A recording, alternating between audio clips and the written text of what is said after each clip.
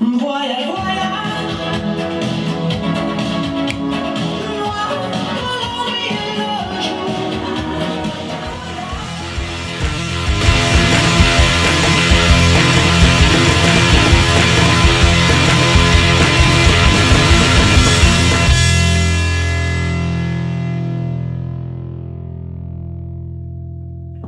Alors souvent quand on parle 4 quarts, on pense recette ultra basique, il n'y a pas de complexité, il n'y a pas d'astuces. Et bien là, pour le coup, il y a plein d'astuces.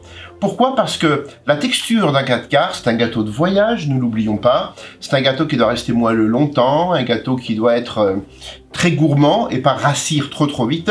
Donc dans la recette, il y a quelques petites astuces et ça c'est important. Alors, on va appeler ça un 4 quarts. Nous avons le beurre, le lait, les œufs, nous avons du sucre glace, de la farine, un petit peu de levure chimique, une pointe de sel, et puis, je vais le peser en direct, on a du miel qui, lui, va apporter de la douceur, mais aussi du moelleux. Le miel, en fait, c'est un sucre inverti naturel. Vous savez, on parle de la trémoline, c'est du saccharose que l'on a transformé par hydrolyse. C'est pas du tout chimique, mais ça permet de donner au sucre une capacité de moelleux. Et là, pour le coup, eh bien, les abeilles travaillent très bien, puisque le miel, il est naturellement inverti, c'est-à-dire que naturellement, il va absorber l'humidité pour faire en sorte que le biscuit ne rassisse pas trop vite. Ensuite, lorsque cette recette est faite, elle est blanche, vous le voyez, il n'y a pas de chocolat pour l'instant. On va la laisser reposer au minimum 6 heures. Sur mon petit livre, eh bien, je vous explique qu'il faut le préparer 12 heures à l'avance. En soi, j'ai fait la pâte hier soir, nature, elle est au réfrigérateur. Comme on dit à la télévision, je me suis un petit peu avancé.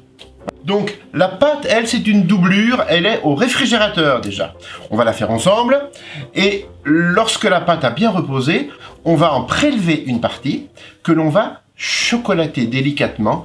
À la sortie du four, lorsque le biscuit a refroidi, eh bien, on va le truffer, on va l'emplir de gourmandise avec cet élixir dulcé et jus de gingembre frais. J'adore ça.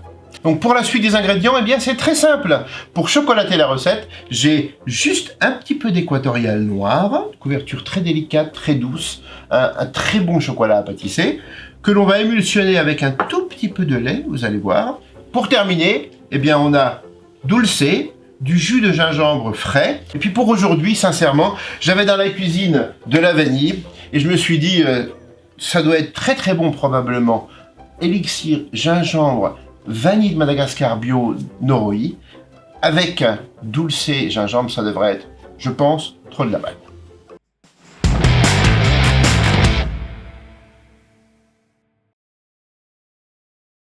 Donc, je n'ai pas pesé le miel, parce que c'est compliqué à retransvaser, c'est une bonne façon d'en perdre d'ailleurs. Donc sur la recette, on nous dit qu'il faut 65 grammes. Il nous faut 65 grammes de miel. J'ai pris un bon miel de montagne. Hop, 65. Hop, voilà. 66 hors taxe. Ensuite, on ajoute les œufs. On va prendre le soin de bien fondre le miel avec les œufs. Et ensuite, on va tamiser les poudres. Quand je parle des poudres, je parle du sucre glace pour éviter les grumeaux, je parle de la farine, de la levure chimique, et puis de petites pointes de sel. Là, j'ai mis de la fleur de sel.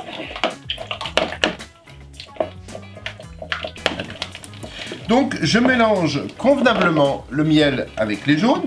Vous voyez qu'il est complètement dissous, il n'y a plus rien. On va tamiser la farine. Je tamise le sucre, la farine. Attention, petite astuce, quand on vous stipule sur une recette farine 45 ou farine 55, eh bien ce n'est pas un détail. La texture que l'on obtient avec une farine type 45 ou type 55 n'est pas du tout la même. Donc ça marche bien évidemment, mais on a des modifications de texture qui ne sont pas des moindres, surtout lorsque l'on parle des pâtes à foncer, à faire des tartelettes, etc. Donc type 55, type 45. C'est peut-être un détail pour vous, mais en tout cas pour moi, ça veut dire beaucoup. On ajoute le sel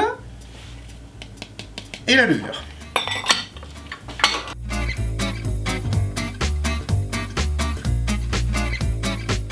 Ensuite, c'est très simple, on ajoute les poudres dans les œufs et le miel.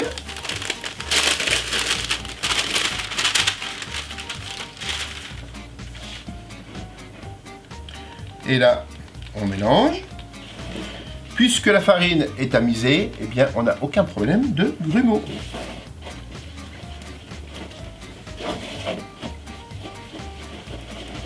On peut faire ce mélange au batteur avec la feuille, surtout pas au fouet. Le fouet a un gros inconvénient, c'est qu'il risquerait de donner de l'élasticité. Et là, la texture n'est pas du tout correcte.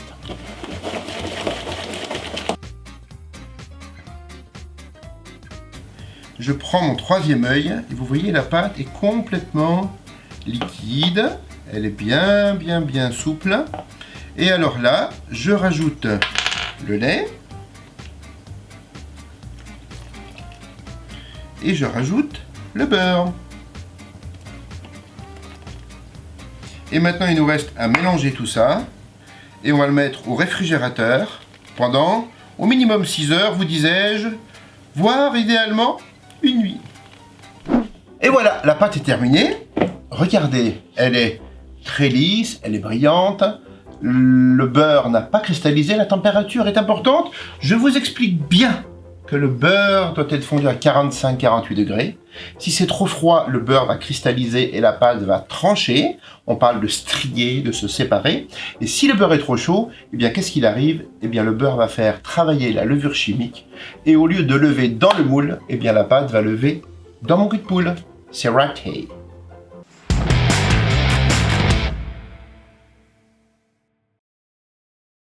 Et bien voilà, on est sur la dernière ligne droite de notre marbré chocolat dulce gingembre vanille. On va faire maintenant le mélange chocolat et conserver le mélange vanille. Pour le mélange chocolat, regardez, c'est très simple.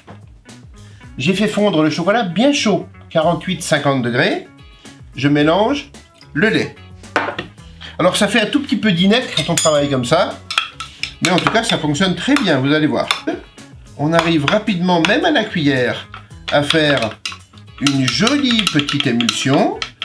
Ça devient une belle ganache.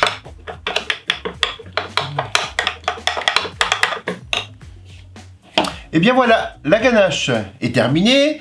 Équatorial noir, je vous l'ai dit, c'est un joli chocolat à pâtisser, pas trop riche en cacao, ce qui permet d'avoir une pâte bien chocolat mais qui ne durcit pas trop. Donc on a fait une belle émulsion.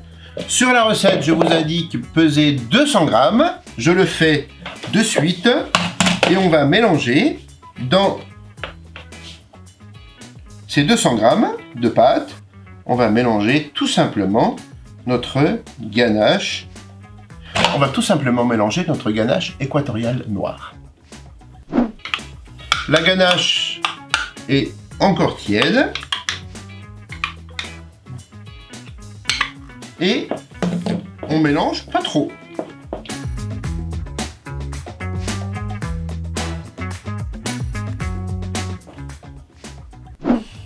Et bien nous voilà prêts pour garnir notre moule que je vais juste délicatement beurrer. On prend du beurre pommade.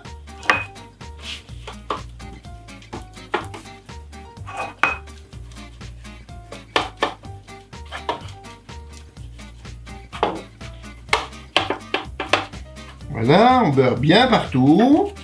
Pas nécessaire de fariner. Je vais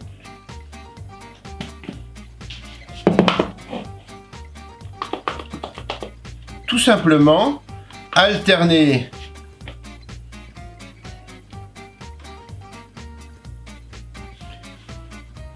irrégulièrement les pâtes. Un petit peu de noir. Un petit peu de blanc. Voilà.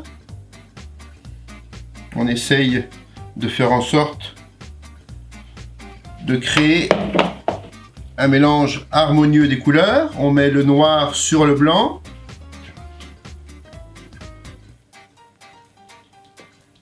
Et ensuite le blanc sur le noir.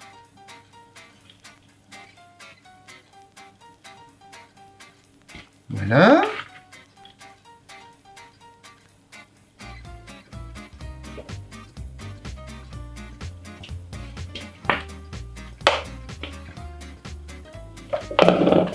On termine avec le chocolat.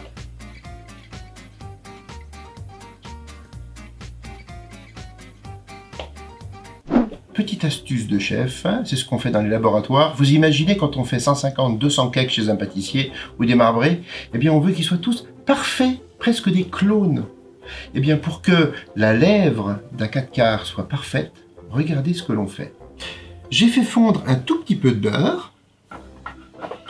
Je trempe une corne, côté plat, et je vais juste regarder au milieu, je vais déposer un tout petit peu de beurre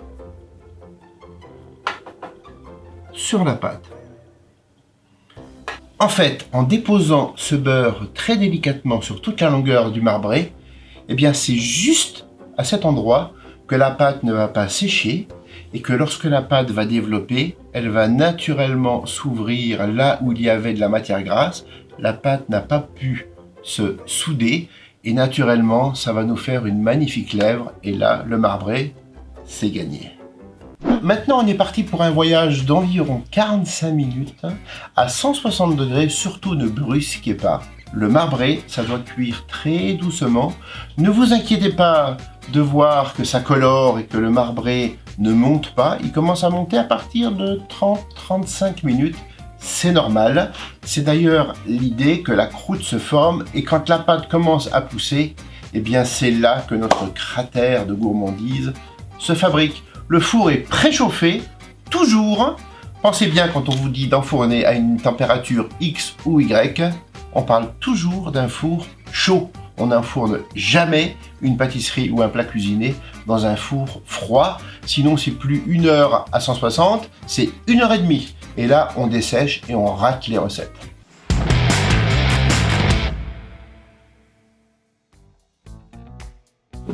Et bien, pendant nos 45 minutes de voyage, on va un tout petit peu s'occuper quand même, parce qu'il nous faut préparer l'élixir dulcé au gingembre frais. Mais aujourd'hui, petite astuce, j'ai rajouté de la vanille de Madagascar bio Noroi. Pour faire le jus de gingembre frais, eh bien évidemment, j'utilise du gingembre frais, je l'ai épluché. Soit vous utilisez ce qu'on appelle une râpe microplane, vous savez, les petites râpes très fines qui nous permettent de faire des jolis zestes très gourmands. Une râpe à gruyère, ça peut aller, mais c'est un peu trop grossier. Là, en fait, j'utilise un truc assez génial. Vous savez que Rika, ma femme, est japonaise, et dans une cuisine ni bonne ni mauvaise, eh bien, il y a ce qu'on appelle une râpe à wasabi. Et regardez ce que c'est. C'est quelque chose de super intéressant. En fait, ça, c'est de la peau de requin. Ça a la particularité par rapport au métal de ne pas oxyder ni le wasabi et encore moins le gingembre. Et regardez le principe.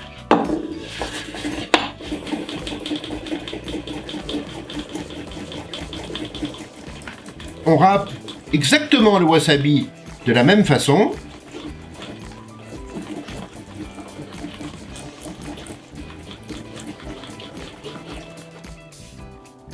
Et pour faire le jus de gingembre, eh bien, qu'est-ce que je fais? Je vais prendre cette purée de gingembre. Vous entendez? Vous entendez? C'est très dur la peau de requin. Presque comme de la céramique. On l'emballe dans un papier absorbant. Et là, regardez, on retire le jus de gingembre. C'est délicieux. C'est super bon. Donc on a dit de la vanille de Madagascar bio avec le gingembre. Je vais prendre une petite gousse de vanille. Hop, ma vanille, elle est là.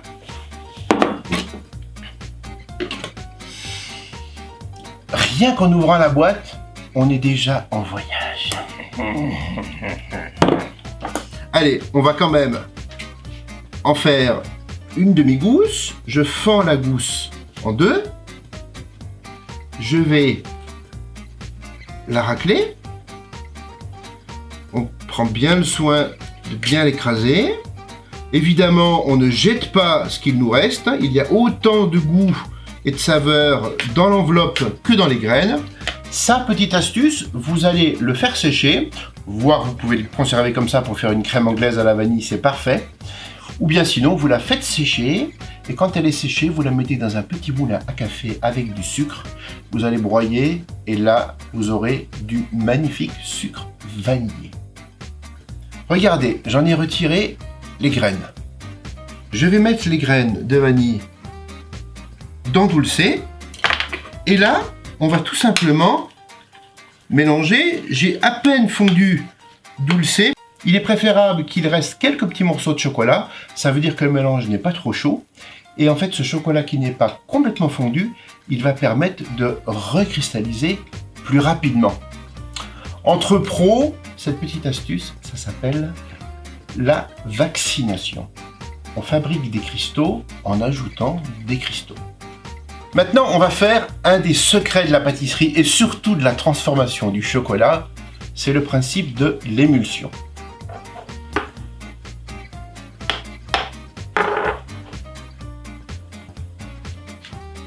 Regardez, ça commence à épaissir.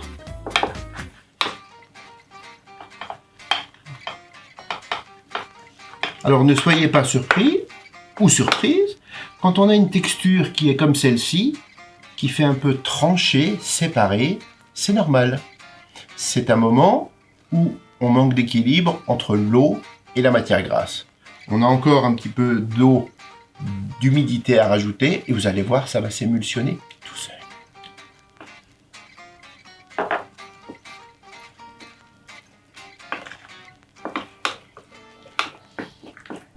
Et voilà, vous voyez, en frictionnant bien fort, eh bien on arrive à faire une belle émulsion.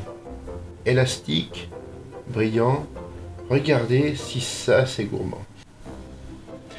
Et ensuite, petite astuce, donc, on va mettre ce crémeux dans une poche, on va retourner le marbré et on va injecter dedans des noyaux de crémeux, dulce, vanille, Madagascar, gingembre, une tuerie. Alors il en reste un tout petit peu, ça c'est super bon, et puis le reste ce sera pour les cadreurs, ok? Bravo, allez les gourmands! Et bien voilà, nos 45 minutes de cuisson sont prêtes. Je vais défourner le marbré. On va délicatement pointer un petit couteau d'office. Et là encore, ce n'est pas une légende. Si la pointe ressort chaude et grasse et bien lisse, eh bien le marbré est cuit. Et voilà, me revoilà. Je plante la pointe. Et si la pointe ressort chaude, propre, lisse, c'est cuit. On va maintenant laisser refroidir, tiédir notre marbré. Et ensuite, on viendra créer des interstices avec le couteau au dos du marbré. Et on va injecter notre délicieux crémeux dulce gingembre. Mais ça, il faut à peu près 10 minutes, un quart d'heure. Quand le marbré est tiède encore, vous allez l'injecter. Vous allez voir, je vais le faire tout de suite. Vous avez vu comme ça passe vite en vidéo, 20 minutes. Eh bien, le marbré est juste tiédi. Je le mets sur le côté et regardez, je vais piquer. Je mets la main ici pour bien sentir que je ne transperce pas le marbré. Et bien voilà, on va le piquer avec un élixir de dulce. Et là, je viens et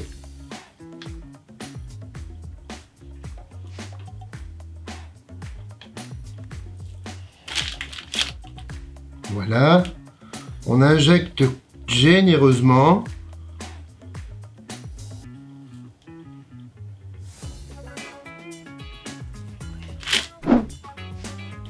Et voilà, c'est terminé. On va racler le dessous, on va le mettre au réfrigérateur, ça va cristalliser gentiment et vous allez voir à la découpe, ça va être génial. Et voilà, c'était un joli voyage. J'espère qu'il a été agréable pour vous.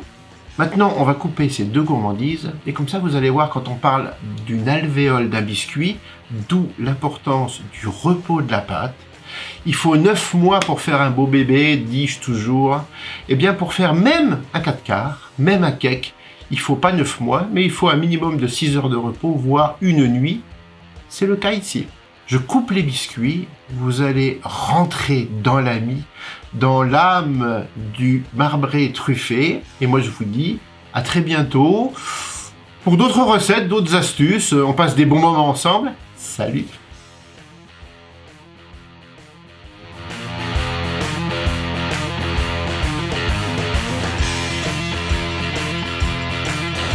Bon, eh ben dis donc, ça c'est fait, il y a 1 tonne de plonge. Pâtisser à la maison c'est sympa, mais alors, wouh!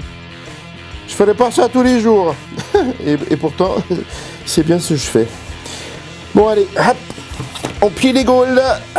C'est bon, micros sont défaits.